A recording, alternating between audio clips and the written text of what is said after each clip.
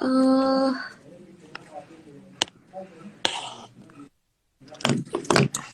bentar ya teman-teman.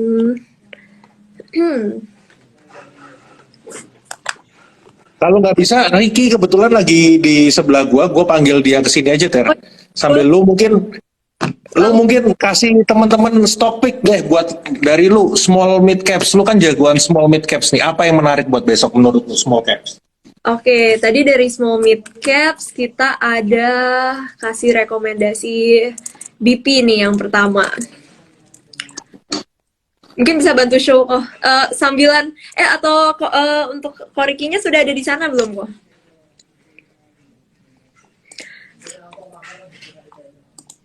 Oke, jadi teman-teman balik lagi ya. Ada uh, mungkin ide trading buat teman-teman yang mau day trading. Ini ada BP. Tadi kita ada kasih rekomendasi untuk BP ini karena dia juga break dari MA20-nya ya untuk indikator jangka pendeknya. Jadi ini menarik kalau misalnya besok ini karena kan dia juga breakout, terus ini menarik untuk teman-teman bisa koleksi juga. Terus ada juga dari hari ini ya, INKP. Yap. Oke, halo Karki. Weh, kayaknya handphone lagi error ya, Ter. Iya, HP-nya lagi nge-lag nih. Jadi nggak Iya, bisa. tadi gue coba mau join tapi nggak berhasil terus. Ya, ini lagi mau nyalain komen juga nggak ketik nih, nggak muncul. Iya, Oke, biasalah kendala teknis. jadi kayak gini aja nih. Gue jadi pakai Guneglan nih, gue bajak. Nah, bro, kebetulan ada lu nih. Teman-teman mungkin penasaran. Jadi kan kenapa kayak kalau obligasi ini yieldnya kan memang lagi naik terus nih bro. Mau kita ngomongin di US, di Indonesia. Kenapa itu justru kayak orang malah khawatir kalau yield obligasi itu naik? Nah, kalau kita ngomongin yield, itu yield sebenarnya berbanding terbalik sama harga ya. Iya. Jadi kalau misalnya kita dengar yield itu naik, itu sebenarnya karena berbanding terbalik dengan harga. Jadi kenaikan yield itu sebenarnya artinya harganya lagi turun, lagi bearish gitu. Jadi jangan sampai kebalik ya teman-teman. Kalau yield naik gitu artinya marketnya lagi bearish, harganya lagi turun gitu. Nah, jadi sebenarnya sentimen apa sih yang lagi ada di market obligasi yang paling utama? Mungkin sebenarnya sama juga sama equity ya. Jadi yang jadi topik utama tuh masih suku bunga sama inflasi. Ya. Seperti yang kita tahu kan di negara-negara di dunia ini tuh lagi banyak yang mengalami tekanan inflasi ya. Kayak gara-gara pandemi, gara-gara energy crisis. Nah, sehingga bank sentral di setiap negara ini melakukan kebijakan moneter yang namanya menaikkan suku bunga dengan tujuan untuk meredam inflasi. Kita ambil contoh aja misalnya The Fed nih. The Fed terakhir di bulan September itu kemarin naikin suku bunga sebanyak 75 basis point dengan upaya untuk supaya inflasinya turun kan. Bahkan sepanjang tahun 2022 sendiri aja The Fed itu udah naikin sebanyak 5 kali gitu loh. Karena inflasinya sangat tinggi gitu kan. Nah, tapi naikin suku bunga sampai 5 kali itu sebenarnya udah ampuh belum sih? Inflasinya turun nggak sih?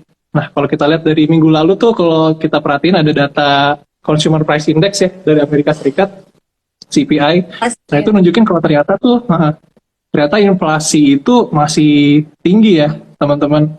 Ternyata inflasi itu masih naik di atas ekspektasi pasar, walaupun suku bunganya udah dinaikin sebanyak 5 kali nih di tahun 2022 aja gitu. Nah, jadi ini seolah-olah kayak kebijakan The Fed buat naikin suku bunganya ternyata belum cukup gitu. Kemarin gue dengar ada analogi tuh kayak orang lagi sakit gitu, Ter. Iya. Jadi kayak orang lagi sakit, udah minum obat sampai 5 kali, tapi belum sembuh juga gitu sakitnya kan. Jadi harus mungkin obatnya harus ditambah lagi gitu, harus minum obat lagi kan.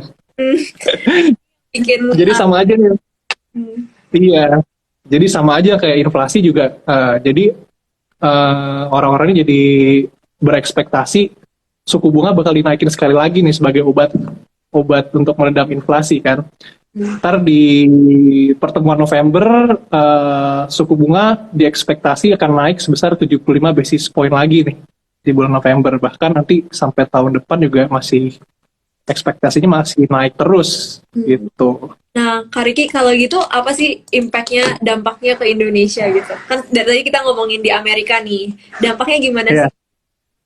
Nah, kalau kita ngomongin suku bunga di US tadi ya, The Fed ya. Pastinya kalau misalnya The Fed naikin suku bunga terus, pasti BI nanti akan mengikuti juga gitu. BI juga pasti akan naikin suku bunga BI 7 days reverse repo rate ya. Ya.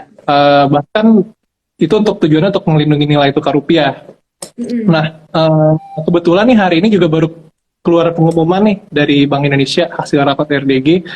Bank Indonesia tuh naikin suku bunga sebesar 50 basis point ke 4,75% ya, kalau tadi ada yang ngikutin juga gitu. Nah ini sejalan kan berarti sama BI, suku bunga The Fed naik, pasti BI juga naik juga gitu.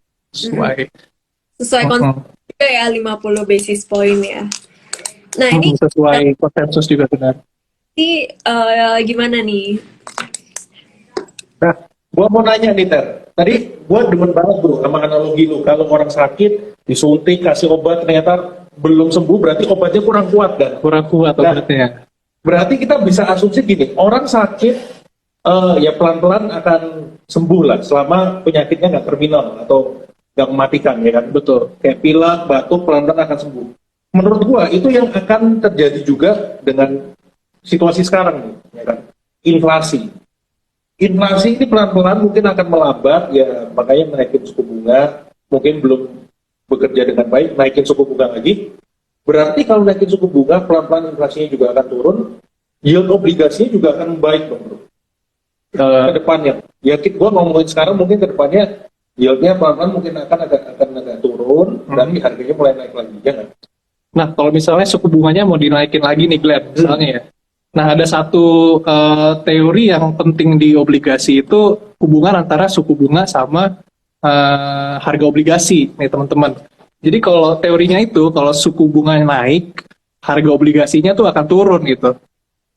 Jadi suku bunga naik, harga obligasi turun. Tapi kalau suku bunganya turun, sebaliknya, harga obligasinya akan naik gitu. Nah, sekarang kan lagi era tightening nih, lagi era naik-naiknya suku bunga.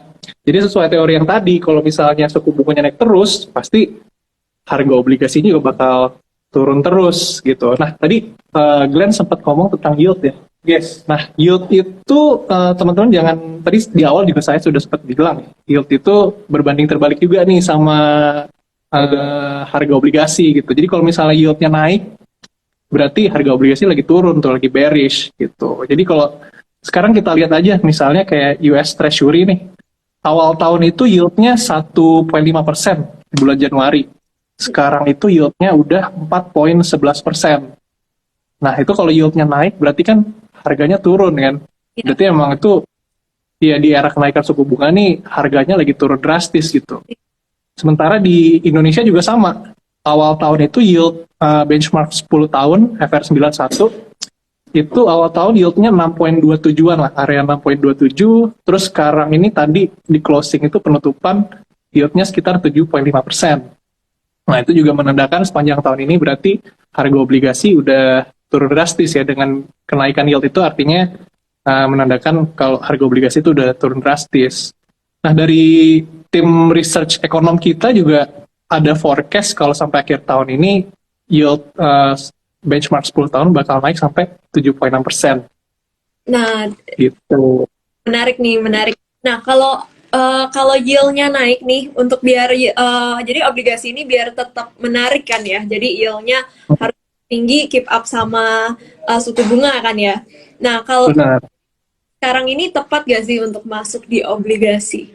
Nah, kalau dari Kak Riki sendiri ada nggak sih sekarang lagi rame apa sih di dunia obligasi gitu? Produk mungkin teman-teman di sini ada yang mau mencari obligasi juga untuk diversifikasi, untuk mungkin mencari yang lebih stabil gitu.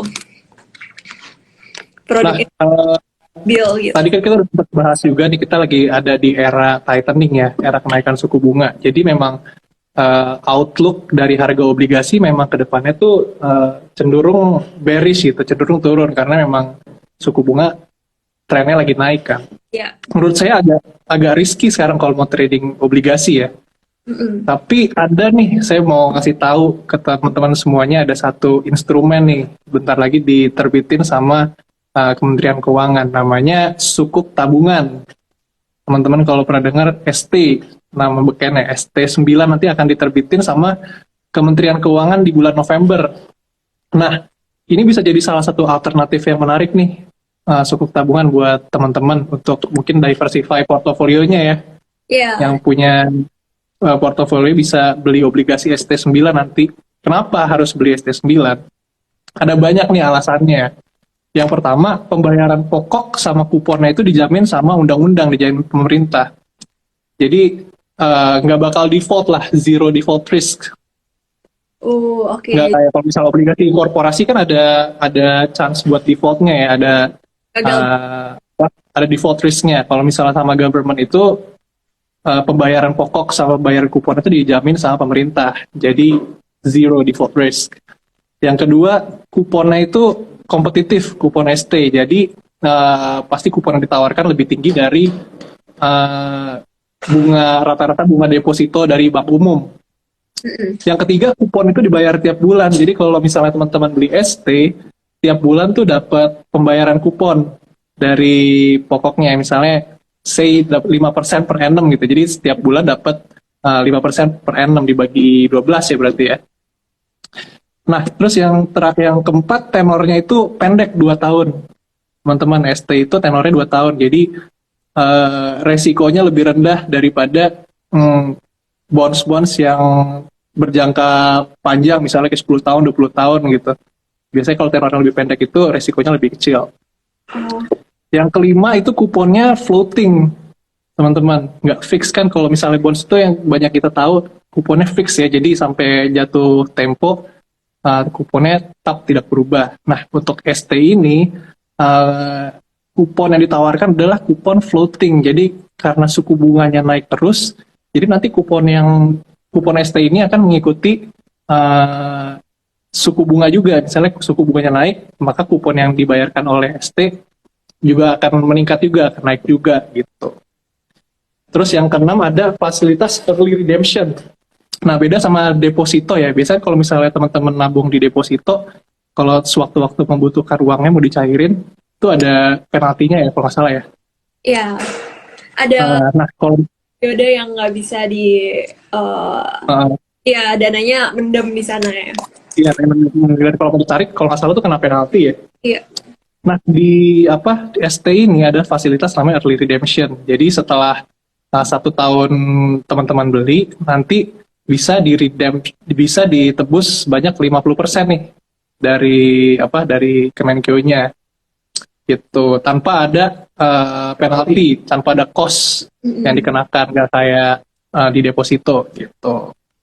Nah, terus pembelian ST ini juga mudah karena belinya online. Jadi teman-teman nggak usah datang ke kantor Trimegah, bisa dibeli secara online. Udah gampang banget. Gitu. Oke, jadi Gampang, udah.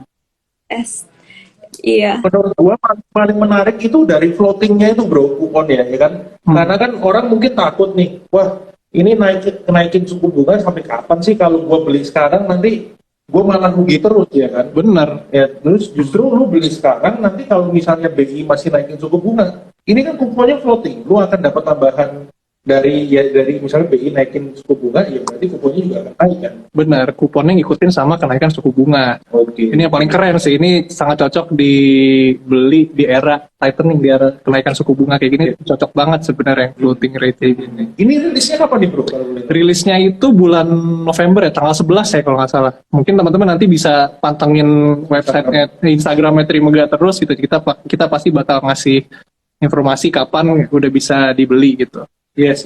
Dan bagi teman-teman yang nggak mau ketinggalan, jangan lupa untuk follow Instagram Trimegah Sekuritas. Nanti itu begitu mau rilis pasti ada informasinya tuh di situ teman-teman. Benar. Bagaimana cara pemesanannya, nanti websitenya apa, kayak yang Ricky bilang, semuanya nggak perlu teman-teman ke kantor lagi, nggak perlu kayak bawa dokumen macam-macam, semuanya bisa online ya bro ya. Syaratnya gampang ya, yang penting warga negara Indonesia sama punya IKTP, udah 2 itu doang. Oke. Nggak banyak syaratnya. Gitu. Jadi mungkin ditunggu aja nih, ntar tanggal rilisnya kapan pasti kita info. Wah, banyak Gitu. banget ini, keunggulannya. Jadi teman-teman ingat ST ini sukuk tabungan nomor 9 ya, bukan ST manis yang di warung-warung ya. Oke. Kalau ST12 bentar. Tapi mungkin saja bro, nanti yang rilis selanjutnya ST10, 11, ST12 gitu. Bener. Oke, menarik, menarik. Wah, mati lampu nih di sini. Wah, ini kebetulan udah jam 9, Ter, lampunya udah mati. Wah, pas banget. Oke. Udah saat Ya udah. Oke, thank you buat teman-teman semua. Oh ya, teman Sampai, sneak preview sampai ketemu lagi. lagi. Sampai ketemu lagi di Market Talk yang mendatang ya teman-teman. Thank you udah ngundang saya juga nih di sini, udah ngobrol-ngobrol. Thank you juga nih Thank you udah banget. tanya tentang dunia perobligasian. Oke, thank Oh, you. thank you.